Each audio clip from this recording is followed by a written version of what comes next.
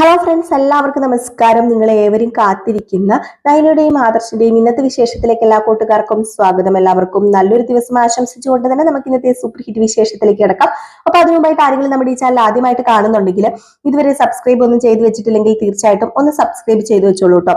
അതിനോടൊപ്പം മാക്സിമം എല്ലാവരും നമ്മുടെ വീഡിയോ ഇഷ്ടപ്പെടുന്നുണ്ടെങ്കിൽ ഒരു ലൈക്കും കൂടി അടിച്ചിട്ട് പോകാൻ മറക്കരുത്. അപ്പൊ നേരെ ഇന്നത്തെ വിശേഷത്തിലേക്ക് തന്നെ കടന്നാലോ. അങ്ങനെ നമ്മുടെ നന്ദു അനിയെ കാണാനായിട്ട് വന്നിട്ടും അനി കാണാൻ കൂട്ടാക്കിയില്ല.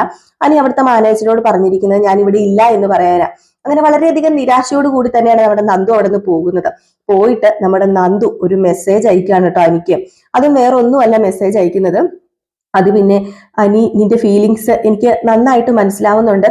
ഇന്നലെ നീ 3-3.5 മണിക്കൂർ കടപ്പുറത്ത് എനിക്ക് വേണ്ടി കാത്തു നിന്നെന്ന് അവിടെ ഉണ്ടായിരുന്ന ആൾക്കാരൊക്കെ എന്നോട് പറഞ്ഞു. എന്നിട്ട് നീ ഒരിക്കൽ കേക്ക് ഞാൻ ഒരു പീസ് കഴിച്ചിട്ടാ മടങ്ങിയത്. പക്ഷെ അവിടെ എത്തിയപ്പോ 12:30 കഴിഞ്ഞിരുന്നു. പിന്നെ നിന്നെ വിളിച്ചിട്ട് നീ എടുത്തില്ല. ഞാൻ പെട്ടുപോയതാടാ. ബർത്ത്ഡേ കുറിച്ച് പറയരുതെന്ന് പറഞ്ഞിട്ടും അത് എനിക്ക് പാലിക്കാൻ പറ്റിയില്ല. ഞാനായിട്ട് ആരോട് പറഞ്ഞിട്ടില്ല. പക്ഷെ ആ സമയത്ത് ഒരു ആക്സിഡന്റ് കേസുമായിട്ട് ബന്ധപ്പെട്ട് നവീനേട്ടൻ അവിടെ എത്തി. സ്റ്റേഷനിൽ അവിടെ എല്ലാ പോലീസുകാർക്കും അറിയായിരുന്നു എന്റെ ബർത്ത്ഡേ ആണെന്നൊക്കെ. അവര് എനിക്ക് വേണ്ടി ഒരു കേക്ക് ഒരുക്കിയിരുന്നു. അപ്പോഴത്തേക്ക് നവീനേട്ടൻ അത് അറിഞ്ഞു. പിന്നെ എനിക്ക് അതിൽ പങ്കെടുക്കാതെ പോരാൻ പറ്റാത്തൊരവസ്ഥയായി പോയി. നീ കേക്ക് ഒരുക്കി കാത്ത് ഇരിക്കുകയാണെന്നൊക്കെ പറഞ്ഞു കഴിഞ്ഞിട്ടുണ്ടെങ്കിൽ നവീൻ എന്റെ കൂടെ വരില്ലേ? അതുകൊണ്ട് പുള്ളിക്കാരനെ ഒഴിവാക്കിയിട്ട് മാത്രമേ എനിക്ക് അങ്ങോട്ടേക്ക് വരാൻ പറ്റത്തുള്ളായിരുന്നു. എല്ലാം കഴിഞ്ഞപ്പോഴത്തേക്കും 12 മണി കഴിഞ്ഞു പോയടാ. അവിടെ നിന്ന് ഞാൻ വെപ്രാളത്തിൽ നിന്റെ അടുത്തേക്ക് എത്തിയപ്പോഴേക്കും എന്റെ പേരെഴുതിയ മനോഹരമായ ഒരു കേക്ക് മാത്രമേ ഞാൻ അവിടെ കണ്ടുള്ളൂ. സാക്ഷിയായിട്ട് അതെല്ലാം സെറ്റ് ചെയ്ത ആളും. ആ സമയത്ത് കടലിൽ ചാടണോ അതോ കവിളത്ത് സ്വയം അടിക്കണമെന്നൊന്നും എനിക്ക് അറിയാൻ പറ്റാത്തൊരവസ്ഥയിലായിരുന്നു. നീ എന്നെ മനസ്സിലാക്കണം അനി, പ്ലീസ് അനി. ഒരുപാട് റിസ്ക് എടുത്തിട്ടാ ഞാൻ വീട്ടുകാരോട് പോലും കള്ളം പറഞ്ഞിട്ട് നിന്റെ അടുത്തേക്ക് എത്താൻ തീരുമാനിച്ചത്. അറിയാലോ നിനക്ക്. പക്ഷെ അത്രയ്ക്ക് നമ്മൾ സന്തോഷിക്കരുതെന്ന് ദൈവങ്ങൾ പോലും കരുതി കാണുമായിരിക്കും. അതുകൊണ്ടാണ് ഇങ്ങനെയൊക്കെ സംഭവിച്ചത്. എനിക്കത് ഉറപ്പാ. പിന്നെ ഓഫീസിൽ വന്നപ്പോ നീ അവിടെ കാണുമെന്ന് എനിക്കറിയായിരുന്നു. നീ എന്നെ മനഃപൂർവ്വം ഒഴിവാക്കിയതാണെന്നും എനിക്ക് മനസ്സിലായി. സാരമില്ലടാ, ഞാന് അതുപോലെ ഒരു തെറ്റല്ലേടാ നിന്നോട് ചെയ്തത്. പക്ഷെ ഒന്നും മനഃപൂർവ്വം അല്ലെന്ന് പറയാൻ വേണ്ടിയാ ഇങ്ങനെ ഒരു മെസ്സേജ് ഇട്ടത്. ഞാൻ ഒരിക്കലും മനഃപൂർവ്വമല്ല. നിന്നെ അത്രയ്ക്ക് നിരാശനാക്കിയതിന് നീ തരുന്ന എന്ത് ശിക്ഷയും സ്വീകരിക്കാൻ ഞാൻ തയ്യാറാ. പക്ഷെ ഈ മെസ്സേജ് കേട്ട ശേഷം എന്നെ നീ വിളിക്കണം. അല്ലെങ്കിൽ എന്നെ ഡ്യൂട്ടി പോലും എനിക്ക് മനസ്സമാധാനത്തോടു കൂടി ചെയ്യാൻ പറ്റത്തില്ല. എന്നെ കൺട്രോൾ ചെയ്യാൻ പറ്റത്തില്ലാത്തൊരവസ്ഥയിൽ നീ പിണങ്ങിയപ്പോഴാ, എന്റെ കോള് നീ എടുക്കാതിരുന്നപ്പോഴാ നീ എനിക്ക് എത്രത്തോളം വിലപ്പെട്ടതാണെന്ന് എനിക്ക് മനസ്സിലായത്. ഇനി നിന്റെ ശബ്ദം ഒന്ന് കേട്ടില്ലെങ്കിൽ ഞാൻ തകർന്നു പോകുവാനി. പ്ലീസ് അനി, എന്നെ ഒന്ന് വിളിക്കടാ പ്ലീസ് ഡാ എന്നൊക്കെ പറയാൻ. ഇത് കേട്ടപ്പോഴത്തേക്ക് നമ്മുടെ അനി തന്നെ തകർന്നു പോയിട്ടോ. അനി പെട്ടെന്ന് ഫോൺ എടുക്കുന്നു, നമ്മുടെ നന്ദുവിനെ വിളിക്കുകയാണ് കേട്ടോ. നന്ദുവാണ് നിരാശപൂർവ്വം ഇങ്ങനെ നിൽക്കുകയാണ്. അപ്പോഴത്തേക്കാണ് പെട്ടെന്ന് നമ്മുടെ അനിയുടെ കോള് വന്നത്. എന്താ സ്വർഗം കിട്ടിയ പോലെയല്ലേ. ഹലോ അനി, നീ പറയടാ. നന്ദു, അത് പിന്നെ ദേ പോടാ നീ. അപ്പൊ എന്നെ ഇത്രയ്ക്ക് മനസ്സിലാക്കിയിട്ട് ഉള്ളല്ലേ? അത് പിന്നെ ഒരു 3-3.5 മണിക്കൂർ കാത്തു നിന്ന് നീ തന്നെ പറഞ്ഞില്ലേ? അത്രയും സമയം സ്നേഹിക്കുന്ന പെണ്ണിനെ കാത്തു നിൽക്കുന്ന അവസ്ഥ എന്താണെന്ന് നീ ഒന്ന് മനസ്സിലാക്കണം. നീ ഒന്ന് അറിയണം. അത് ഞാൻ പറഞ്ഞല്ലോ അനി. നീ ഒരു കാര്യം കേട്ടെ. നീ വരാതിരുന്നപ്പം ഞാൻ അനുഭവിച്ച വേദന എന്താണെന്ന് നിനക്കറിയാലോ. നിനക്ക് കടലിൽ ചാടാൻ തോന്നിയില്ലായിരുന്നോ? അതുപോലെ വേദന എനിക്കുമുണ്ട്. അത് പിന്നെ കൃത്യം 10 മണിക്ക് ഞാൻ എന്റെ റൂമിൽ നിന്ന് ഇറങ്ങിയതാ എന്റെ അനി. അപ്പോഴാ ഒരു 6 വയസ്സുകാരിയ ഇടിച്ചിട്ട കേസുമായിട്ട് 8 സ്റ്റേഷനിലേക്ക് വന്നത്. അവന്മാരാണെങ്കിൽ ഒടുക്കത്തെ മടയും. എനിക്ക് സഹിച്ചില്ല. കൂടുതൽ ഷോ കാണിച്ചവർക്കിട്ട് തന്നെ ഞാൻ 8 കൊടുത്തു. അത് കഴിഞ്ഞപ്പോഴാ അവന്മാരുടെ ജാമ്യത്തിന് എടുക്കാനായിട്ട് നവീനേട്ടൻ വന്നത്. പിന്നെ പറയണോ? അപ്പൊ പിന്നെ അവൻ എന്തിന്റെ കേടാന്ന് എനിക്ക് അറിയത്തില്ലല്ലോ നന്ദു. അത് പിന്നെ നവീനേട്ടൻ എന്നെ ഒരുപാട് സഹായിച്ചിട്ടുണ്ടല്ലോടാ. അത് നിനക്ക് അറിയാലോടാ. അപ്പൊ പിന്നെ നവീനേട്ടൻ വന്ന് ഒരാവശ്യം പറയുമ്പോഴേ അത് കേൾക്കാതിരിക്കാൻ എനിക്ക് പറ്റുമോ? അതുകൊണ്ടാ ഞാനത് കേട്ടത്. പിന്നെ അപ്പൊ കഷ്ടകാലത്തിന് അയാൾ അറിയുകയും ചെയ്തു എന്റെ ബർത്ത്ഡേ ആണെന്ന്. പിന്നെ അതിന്റെ പരിഭവമായി, പരാതിയായി. ശരിടി, ഞാൻ തെറ്റിദ്ധരിച്ചു, അതിന് സോറി. ഏതായാലും ഇന്ന് രാത്രി 12 മണി വരെ നിന്റെ ബർത്ത്ഡേ ഉണ്ടല്ലോ. ഇന്ന് രാത്രി നമുക്ക് കാണാം. നമുക്ക് രണ്ടാൾക്കും ഉണ്ടായ നിരാശ ഇന്ന് നമുക്ക് തീർക്കാം. അല്ല, നിനക്കിന്ന് വരാൻ പറ്റുമോ? അത് പിന്നെ എടാ, ഇന്ന് രാത്രി 10 മണിയൊക്കെ കഴിഞ്ഞ് ഞാൻ എങ്ങനെയാടാ വരുന്നത്? അത് പിന്നെ അല്ല വേണ്ട, നിനക്കൊരു 8 മണിയാകുമ്പോ വരാൻ പറ്റുമോ? അത് വേണമെങ്കിൽ ഞാൻ നോക്കാം. നിന്നെ നിരാശപ്പെടുത്തിയതിനെ ഇനി അച്ഛനും അമ്മയ്ക്കും എതിരെ സംശയം തോന്നിയാലും ശരി, ഞാൻ നീ പറയുന്നെടുത്ത് എത്തിക്കോളാം. ഇന്നലെ നമ്മള് തീരുമാനിച്ചൊരു സ്പോട്ട് ഉണ്ടല്ലോ, അവിടെ തന്നെ നീ ഒന്നും കൂടെ എത്തിയാ മതി. ഞാൻ വരാടാ. അല്ല, നിന്റെ ബർത്ത്ഡേയാ, നീ കേക്ക് ഒന്ന് സെറ്റ് ചെയ്യില്ലൂട്ടോ. ഞാൻ കേക്കുമായിട്ട് അവിടെ എത്തിക്കോളാം. എല്ലാം നീ പറഞ്ഞ പോലെ തന്നെ ഞാൻ വരാടാ, പറഞ്ഞല്ലോ, ഉറപ്പായിട്ടും വരാം. സത്യം പറഞ്ഞ ഇപ്പൊ മനസ്സിന് എന്തൊരു ആശ്വാസം ഉണ്ടെന്ന് അറിയുവോ? ഇപ്പോഴാ ആശ്വാസം ആയത്. ഇനിയിപ്പൊ എന്തായാലും ആക്റ്റീവായിട്ട് തന്നെ സ്റ്റേഷനിലേക്ക് പോകാലോ, ജോലി എടുക്കാലോ. ദേ ഇപ്പം നീ എന്നെ വിളിച്ചില്ലായിരുന്നെങ്കിലേ എന്റെ സമനില മുഴുവൻ തെറ്റിപ്പോയേരെ. ആ, ഞാനും അങ്ങനെ തന്നെ ആയിരുന്നു നന്ദു. ഇപ്പൊ തന്നെ സമനില തെറ്റിയിരിക്കുകയായിരുന്നു. ഒരു ജോലിയും ചെയ്യാൻ പറ്റാത്ത അവസ്ഥയായിരുന്നു. എടാ, എന്താണ് നമ്മൾ ഇങ്ങനെ അടുത്തു പോയത്? എനിക്ക് മനസ്സിലാവുന്നില്ലല്ലോ അനി. എനിക്കും അത് അറിയത്തില്ല നന്ദു. ഈ കണക്കിന് നമുക്ക് ഒന്നിക്കാൻ കഴിഞ്ഞില്ലെങ്കിൽ അത് വലിയ പ്രശ്നമായിരിക്കുമല്ലോ അനി. നീ അങ്ങനെയൊന്നും പറയല്ലേ. ഒരിക്കൽ കഴിഞ്ഞില്ലെന്ന് ഓർത്തോണ്ട് ഇനി കഴിയാതിരിക്കുന്നത് നിനക്ക് തോന്നുന്നുണ്ടോ? ഇനിയിപ്പോ അത് കഴിഞ്ഞില്ലെങ്കിൽ തന്നെ പ്രശ്നമാവുമെന്ന് നിനക്കും എനിക്കും അറിയാം. അതുകൊണ്ട് എന്ത് റിസ്ക് എടുത്താലും എന്ത് പ്രശ്നം വന്നാലും നമുക്ക് ഒന്നിക്കണം. എന്നാ പിന്നെ ശരിടി, നീ ഫോൺ വെക്ക, നമുക്ക് വൈകിട്ട് കാണാന്നൊക്കെ പറഞ്ഞ് നമ്മുടെ അനി ഫോൺ കട്ട് ചെയ്യാണ് കേട്ടോ. ഏതായാലും നമ്മുടെ അനിക്കും നന്ദുവിനും ഇപ്പോഴാണ് ആശ്വാസവും സമാധാനമായത്. ഇനി രണ്ടുപേരുടെയും ജോലി നല്ല രീതിയിൽ ചെയ്യാനായിട്ട് പറ്റും. ഏതായാലും ഈ സീൻ കഴിഞ്ഞ് പിന്നെ കാണിക്കുന്ന സീൻ എന്ന് പറഞ്ഞാല് നമ്മുടെ അനിയന് ചിന്തിക്കുകയാണ്, എന്തായിരിക്കും നവീന് നമ്മുടെ നന്ദുവിന് ഗിഫ്റ്റ് കൊടുത്തിട്ടുണ്ടായിരിക്കുക, ഒന്ന് വിളിച്ചു ചോദിക്കാന്ന് പറഞ്ഞ് നേരെ നവീനെ വിളിക്കാം. അങ്ങനെ നവീനോട് ചോദിക്കുകയാണ്, എടാ നീ എന്താടാ ഗിഫ്റ്റ് കൊടുത്തത്? അത് പിന്നെ എടാ ഞാനൊരു മോതിരമാടാ കൊടുത്തത്. അവളുടെ വിരലില് കുറച്ച് ടൈറ്റ് ഒക്കെ ആയിരുന്നു, അതുകൊണ്ട് ആ മോതിരം ഞാൻ തന്നെ അങ്ങോട്ട് ഇട്ട് കൊടുക്കുമായിരുന്നു. ഇത് കേട്ടതോ എനിക്ക് കല്ലി വന്നിട്ടോ, കട്ട കലിപ്പം. ഈ സമയത്ത് നമ്മുടെ നവീൻ പറഞ്ഞു, അതെ അവളുടെ അച്ഛനും അമ്മയും അവിടെ ഇല്ലായിരുന്നു, ഒരു ചെറിയ റിംഗ് എക്സ്ചേഞ്ച് നടന്നു എന്നൊക്കെ വേണമെങ്കിൽ പറയാം. എടാ നീ എന്തൊക്കെയാടാ ഈ പറയുന്നത്? എടാ നവീനെ, ദൈവം ഒരവസരം ഒരുക്കിയതാ, അത് ഞാനങ്ങ് മുതലാക്കി. എന്താ അതില് നിനക്ക് എന്തെങ്കിലും എതിർപ്പുണ്ടോ? ഈ എന്തെതിർപ്പ്? എനിക്കൊരു എതിർപ്പും ഇല്ല. എന്നാലും മോതിരം ഇട്ട് കൊടുത്തപ്പോ അവള് ദേഷ്യപ്പെട്ടില്ലേ? ഓ, മോതിരം ചേരാതെ വന്നാല് ജ്വല്ലറിയിലൊക്കെ സെയിൽസ്മാൻമാര് മോതിരം ഇട്ട് കൊടുക്കൂലോ, ജസ്റ്റ് അതുപോലെ ഞാനൊന്ന് ഇട്ട് കൊടുത്തതേ ഉള്ളൂ. അങ്ങനെ അവള് കരുതിയിട്ടുണ്ടായിരിക്കുകയുള്ളൂ, അല്ലാതെ വേറൊരു രീതിയിൽ അവള് കണ്ടു കാണത്തില്ല. പിന്നെ അവളോട് നീ എന്നെ കുറിച്ച് ഇൻഡയറക്റ്റ് ആയിട്ട് കാര്യങ്ങളൊക്കെ പറഞ്ഞതുകൊണ്ട് ഇനിയിപ്പം അവക്ക് ഇഷ്ടപ്പെട്ടോന്നും അറിയില്ല. അവള് ഇഷ്ടപ്പെട്ടെന്നും പറഞ്ഞില്ല, ഇഷ്ടപ്പെട്ടില്ലെന്ന് പറഞ്ഞില്ല, പക്ഷെ അവളുടെ മനസ്സ് പറഞ്ഞ് കാണുമായിരിക്കും. നീ അവളെ വിളിക്കുകയും മറ്റും ചെയ്തായിരുന്നോ? ഏയ്, ഞാൻ വിളിച്ചൊന്നുമില്ല. ആ, അല്ല പിന്നെ അവളുടെ ബർത്ത്ഡേ ആയിട്ട് നമുക്ക് എല്ലാവർക്കും കൂടി ഒന്ന് ആഘോഷിക്കണ്ടേ? ഓ, അതെങ്ങനെ പറ്റൂടാ, ഞാന് ഇപ്പൊ നല്ല തിരക്കിലാടാ, എനിക്ക് പറ്റത്തില്ല. ശരിടാ, എന്നാ പിന്നെ ഞാൻ വിളിക്കടാ നമുക്ക് പറഞ്ഞ് നമ്മുടെ അനി ഫോൺ കട്ട് ചെയ്തു കേട്ടോ. ഈ സമയത്ത് നവീന് ഭയങ്കര സന്തോഷം, മോതിരം ഇട്ട് കൊടുത്തതിന്റെ. അനിക്കാണെങ്കിലോ ചെകുത്താനും കടലിൽ നടക്ക്. അങ്ങനെ അനി മനസ്സിൽ വിചാരിക്കാം, അവൻ എന്ത് പണിയാ കാണിക്കുന്നത്, മോതിരം ഇട്ട് കൊടുത്തെന്നോ, സമ്മതിക്കത്തില്ല ഞാൻ എന്നൊക്കെ ഇങ്ങനെ മനസ്സിൽ ഇങ്ങനെ വിചാരിക്കുന്നുണ്ട് കേട്ടോ. എന്നാലും ഇത് കഴിഞ്ഞ് കാണിക്കുന്ന സീൻ എന്ന് പറഞ്ഞാല് നമ്മുടെ ഡേവിഡ് ആ ഒരു ഡിസൈൻ കാണുകയാണ് കേട്ടോ. അപ്പം ഡേവിഡ് തന്നെ മനസ്സിൽ വിചാരിക്കുന്നുണ്ട്, അതായത് നമ്മുടെ മാളവിക കൊണ്ട് കാണിക്കുകയാണ് ഡിസൈന്. മാളവികയാണ് കൊണ്ട് ആ ഡിസൈൻ കൊടുത്തതും. ആ ഡിസൈൻ കണ്ടിട്ട് എനിക്ക് വലിയ ഗ്രാഹ്യമൊന്നുമില്ല. ഏതായാലും ഗ്രാഹ്യം ഇല്ലെങ്കിലും കുഴപ്പമില്ല, ഇപ്പൊ തന്നെ അങ്ങോട്ട് കൊണ്ട് കാണിച്ചിട്ട് അവരുടെ മറുപടി എന്താണെന്ന് വെച്ചാൽ പറഞ്ഞാൽ മതിയല്ലോ എന്ന് പറഞ്ഞുകൊണ്ട് ആ ഒരു ഡിസൈന് അയച്ചു കൊടുക്കാണ് കേട്ടോ. അപ്പൊ ആ ഒരു ഡിസൈൻ അയച്ചു കൊടുത്തിട്ടുണ്ടെങ്കിൽ നമ്മുടെ നാഗേന്ദ്രന്റെ കയ്യിലും അതുപോലെ നാഗേന്ദ്രന്റെ മോളുടെ കയ്യിലും കിട്ടൂലോ. അപ്പം അവർക്ക് ഏകദേശം അറിയാൻ പറ്റൂല. അങ്ങനെ നാഗേന്ദ്രന്റെ മോളുടെ കയ്യിൽ ആ ഒരു നാഗേന്ദ്രന്റെ കയ്യിൽ ആ ഒരു ഡിസൈൻ കിട്ടി. അങ്ങനെ നാഗേന്ദ്രൻ ആ ഡിസൈൻ നോക്കിയിട്ട് യെസ് എന്നൊക്കെ പറഞ്ഞുകൊണ്ടിരിക്കുകയാണ് കേട്ടോ. അടിപൊളി ഒരു ഡിസൈൻ. നമ്മുടെ നയന വരച്ചതാണെന്ന് അറിയത്തില്ലല്ലോ. ഏതായാലും നേരെ ഫോൺ എടുത്ത് ഡേവിഡിനെ വിളിച്ചു നമ്മുടെ നാഗേന്ദ്രൻ. എന്നിട്ട് സംസാരിക്കുകയാണ് കേട്ടോ. അങ്ങനെ നമ്മുടെ ഡേവിഡ്, ഹലോ പറയ, അത് പിന്നെ എങ്ങനെയുണ്ടോ മാളവിക വരച്ച പുതിയ ഡിസൈന്? ഇത് കൊള്ളത്തില്ലെന്ന് അങ്ങനെ പറയുവോ? ഓ, എനിക്ക് പേടിയാവുന്നു. എടോ എന്താടോ ഒന്നും പറയാത്തത്? രണ്ടും കെട്ട രീതിയിൽ അങ്ങ് പറയാം.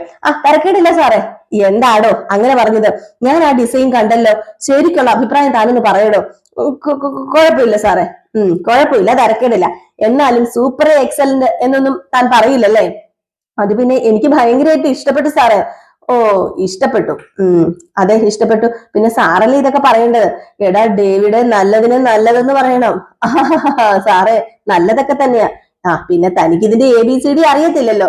തന്നെ ഞാൻ ആ കസേര പിടിച്ചിരുത്തിന്നല്ലാതെ ഡിസൈനെ കുറിച്ചോ ജ്വല്ലറിനെ കുറിച്ചോ ഒന്നും തനിക്ക് അറിയത്തില്ലല്ലോ, ഒരു ബോധമില്ലല്ലോ തനിക്ക്. എടോ, മാളവികയ്ക്ക് സാലറി കുറച്ച് കൂട്ടിക്കൊടുത്താലും കുഴപ്പമൊന്നുമില്ല. ഇതെനിക്ക് ഭയങ്കരമായിട്ട് അങ്ങ് ഇഷ്ടപ്പെട്ടു.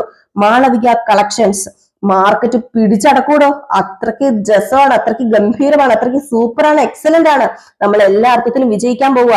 നയന എന്ന അനന്തപുരിയിലെ മരുമകളെ പുതിയ പുതിയ ഡിസൈനുകൾ വരച്ചാണ് മൂർത്തീസ് ജ്വല്ലറിയെ കൂടുതൽ ഉയരങ്ങളിലേക്ക് വളർത്തിയത്. അതുപോലെ ഇപ്പൊ നമ്മൾ വളർത്തുക AM ജ്വല്ലറി. അവളുടെ ആ സ്ഥാനം ആ തറവാട്ടിൽ ഉറപ്പിച്ചത് അങ്ങനെ തന്നെയാ. ഇനി അവളെ ഒരു സൈഡ് ആക്കിയിട്ട് മാളവിക കളക്ഷൻസ് കസ്റ്റമേഴ്സിന്റെ മനം കീഴടക്കട്ടെ, അതാ നമുക്ക് വേണ്ടത്. എന്നാ പിന്നെ ശരി സാറേ എന്നൊക്കെ പറഞ്ഞ് ഡേവിഡ് ഫോണും കട്ട് ചെയ്തു കേട്ടോ. ഡേവിഡ് ഒരു കോപ്പ് പറയത്തില്ല, ഒരു വാങ്ങാത്തലും അറിയത്തില്ല. ഏതായാലും നാഗേന്ദ്രൻ ഇത് അങ്ങോട്ട് പിടിച്ചു കേട്ടോ. ഏതായാലും ഇനി മാളവികനെ വെച്ചോണ്ട് നല്ല സൂപ്പർ ഡിസൈൻസ് ഒക്കെ ഉണ്ടാക്കി AM ജ്വല്ലറിക്ക് മുന്നേറാം എന്നൊക്കെ ഓർത്ത് നമ്മുടെ നാഗേന്ദ്രൻ ഇരിക്കാം. ഈ സമയത്ത് ഡേവിഡ് ആണെങ്കിൽ ആ പിക്ചർ നോക്കിയിട്ട് ആ ഡിസൈൻ നോക്കിയിട്ട് ആർക്കറിയാം ഇത് കണ്ടിട്ട് എനിക്ക് വലിയ ഭംഗിയൊന്നും തോന്നുന്നില്ല എന്നൊക്കെ ഇങ്ങനെ പറയുന്നുണ്ട്. ഏതായാലും ഈ സമയത്ത് പിന്നെ കാണിക്കുന്ന നമ്മുടെ അനിയാണ് കേട്ടോ. അപ്പൊ അനി ഓരോരോ ഡിസൈൻസ് ഒക്കെ ഇങ്ങനെ ലാപ്പിൽ നോക്കിക്കൊണ്ടിരിക്കുക. എന്നിട്ട് ഒരെണ്ണം കണ്ടിട്ട് ഇത് കൊള്ളാം, ഇത് അവക്ക് ചേരും, എത്ര വിലയാണെങ്കിലും ഇത് ഇന്ന് മേടിക്കണം. അവക്ക് മോതിരമല്ല ഇട്ട് കൊടുത്തത്, ഈ നെക്ലേസ് ഞാൻ അവളുടെ കഴുത്തിൽ കെട്ടിക്കൊടുക്കും, അത് അവൾ ആഗ്രഹിക്കുന്നുണ്ടായിരിക്കും. അല്ല, അവനുമായിട്ട് ഞാൻ ഇതിന്റെ കോമ്പറ്റീഷൻ നടത്തുന്നത്, അവൻ കഥയറിയാതെ എന്തൊക്കെയോ കാണിച്ചു കൂട്ടുന്നു. അവള് എന്റെ പെണ്ണല്ലേ, ഒരു കണക്കിന് അവനൊരു പാവ. എന്ത് ചെയ്യാനാ, ഞാൻ സ്നേഹിക്കുന്ന പെണ്ണിനെ തന്നെ അവ കണ്ണു വെക്കുന്ന ആരെങ്കിലും കരുതിയോ?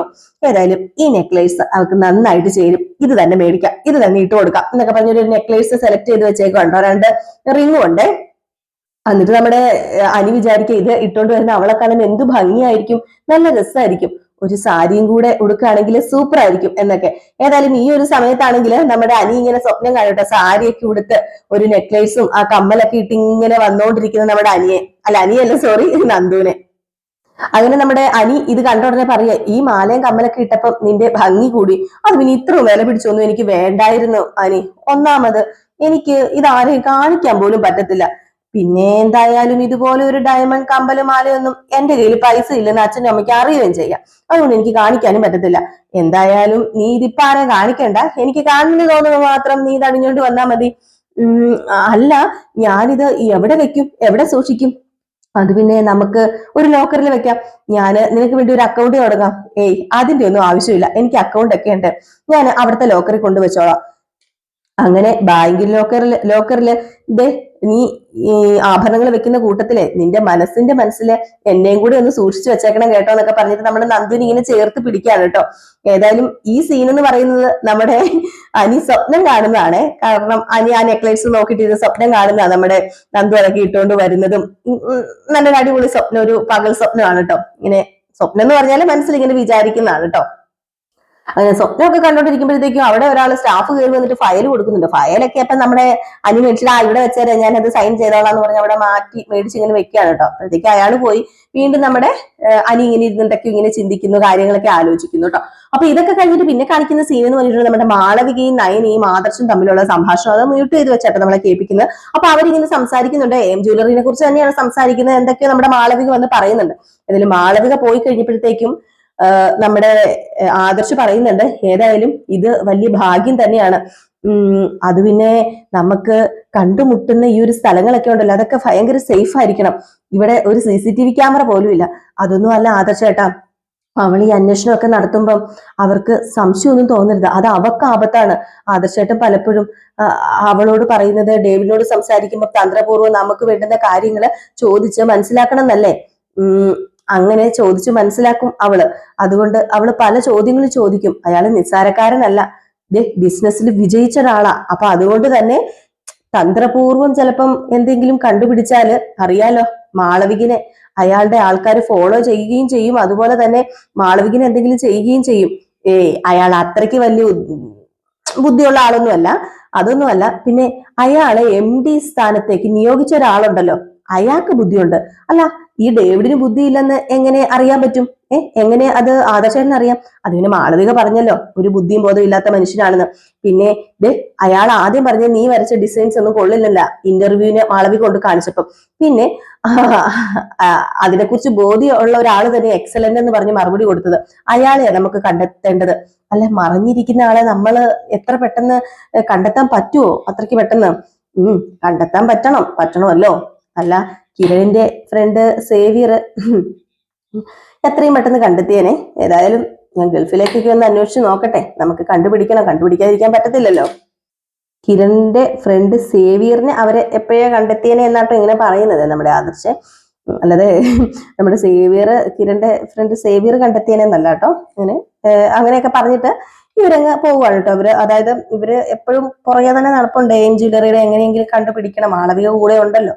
അപ്പം ഒന്നും ആരും അറിയാതെ എങ്ങനെയെങ്കിലും കണ്ടുപിടിക്കാൻ വേണ്ടി ഇവര് വളരെയധികം നയനയും ആദർശം തന്ത്രപൂർവ്വം നിന്ന് കളിക്കുകയാണ്. പിന്നെ കാണിക്കുന്ന സീൻ എന്ന് പറഞ്ഞിട്ടുണ്ടെങ്കിൽ നമ്മുടെ നവ്യനെ അഭിനെയാണ്. അങ്ങനെ അഭിയോട് നവ്യ പറയാം എല്ലാം ഓക്കെ ആയിട്ടുണ്ട്, നീ ഒരു കാര്യം ചെയ്യണം, ഇനി ജോയിൻ ചെയ്താൽ മാത്രം മതി, ഒരു ബ്രാഞ്ചും കൂടെ വരുന്നുണ്ട്, ചിലപ്പം നിന്നെ അതിന്റെ മാനേജർ ആക്കാനുള്ള ചാൻസ് ഉണ്ട്.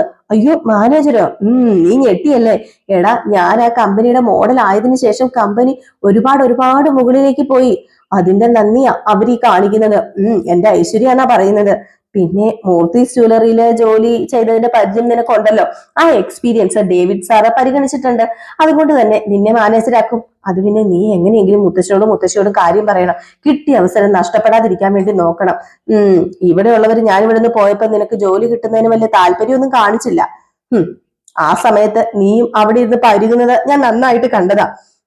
നിനക്ക് എന്താടാ പറ്റിയത്? നീ എന്തിനാണ് ഇങ്ങനെയൊക്കെ ചെയ്യുന്നത്? എടാ നിന്റെ മുത്തശ്ശന്റെ മുമ്പിൽ തല ഉയർത്തിപ്പിടിച്ച് തന്റെ ഇടത്തോടു കൂടി പറയണം, ഞാൻ AM ജ്വല്ലറിയുടെ പുതിയ മാനേജറാണെന്ന്. അങ്ങനെ പറയാനുള്ളൊരു അവസരം നീ ഉണ്ടാക്കണം. അല്ല, ഇവിടെയുള്ളവർക്കല്ലേ നിനക്ക് ജോലി തരാൻ പ്രയാസം, അവരല്ലേ നിന്റെ ഉള്ള ജോലി കൂടെ കളഞ്ഞത്. പക്ഷെ അങ്ങനെ ആകരുത്. ഇനി നീയെ മുന്നോട്ടേക്ക് നീങ്ങണം. നീ കാണിക്കുന്നത് ശരിയാണെന്നോ അവര് കാണിച്ചത് തെറ്റായി പോയെന്ന് ഒരു ബോധ്യം വരണം.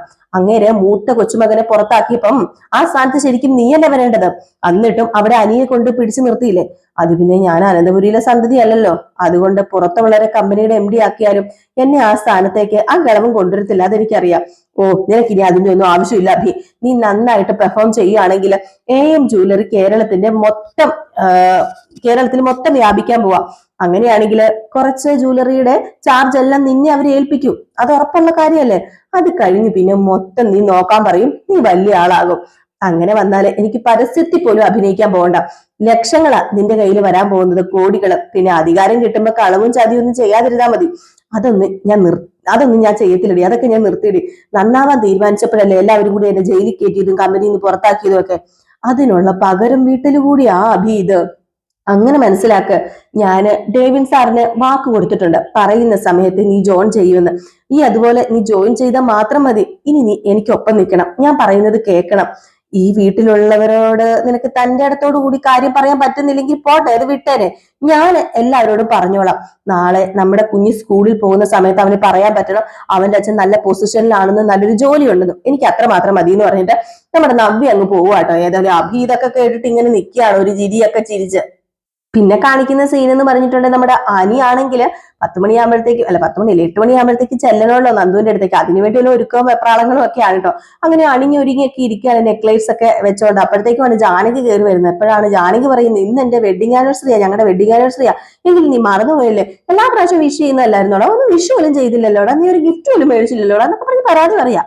അപ്പോഴത്തേക്ക് നോക്കുമ്പോഴത്തേക്കും ആ മേശപ്പുറത്ത് അവിടെ ഒരു നെക്ലേസിന്റെ പെട്ടിയിരിക്കുന്നത്. ഇത് കണ്ടതും നമ്മുടെ ജാനകി ഇങ്ങ് എടുത്തിട്ട് തുറന്നു നോക്കിയപ്പോ വാവ്, ഡയമണ്ട് നെക്ലേസോ, ഇത് നീ എനിക്ക് മേടിച്ചാണല്ലേ, ഏതായാലും നിനക്ക് എന്നോട് സ്നേഹം ഉണ്ടല്ലേ എന്നൊക്കെ പറഞ്ഞിട്ട് അതൊക്കെ അങ്ങ് എടുത്ത് കഴുത്തേലിടുക. ഏതായാലും നമ്മുടെ അനി അത് നന്ദുവിന് മേടിച്ചതായിരുന്നു. അപ്പൊ ഏതായാലും അത് അമ്മയ്ക്ക് തന്നെ പോയിട്ടുണ്ട്. അപ്പൊ കാത്തിരുന്ന് തന്നെ കാണാം എന്താ സംഭവിക്കാൻ വന്നപ്പോ ഈ ഒരു സീൻ കാണിച്ചിട്ടാട്ടോ ഇന്നത്തെ വിശേഷം അവസാനിക്കും. അപ്പൊ എല്ലാവരും കാത്തിരിക്കുക അടുത്ത വിശേഷത്തായിട്ട്.